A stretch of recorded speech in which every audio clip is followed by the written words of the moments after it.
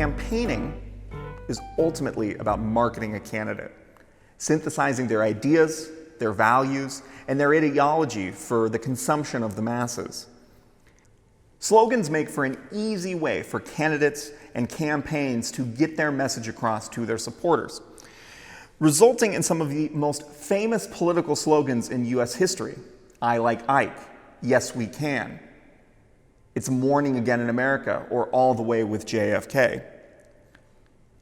And branding is reflected in many of the objects, these slogans, these images that quickly capture and captivate these audiences. And this branding is reflected in items in this exhibit. The ceramic peanut with the large smile immediately calls to mind Jimmy Carter. There aren't any words, there is no slogan, but you know that this actively captures the candidate. Or the small plate that has teddy bears digging the Panama Canal.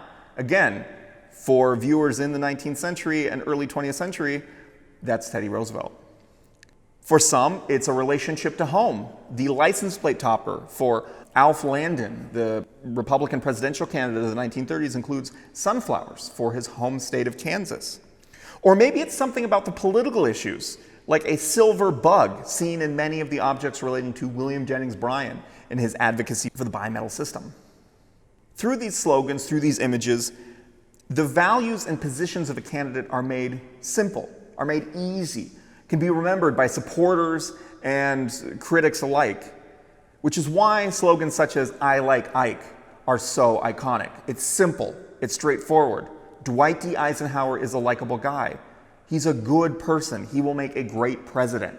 You don't need to tell the American public anything about Dwight D. Eisenhower. For many of those voting for him, they served under him or knew of him during his time leading the Allied forces in World War II. So you just needed something simple. I like him.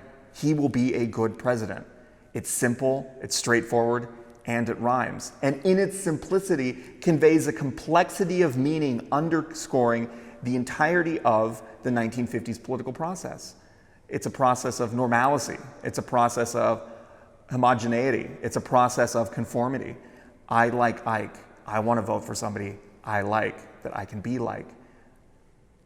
These slogans are important, and as you look across this exhibit, you will see that the changes in slogans, the changing in branding of candidates is dynamic and changes from election to election, but tells us multitudes about the particular era that these events happened.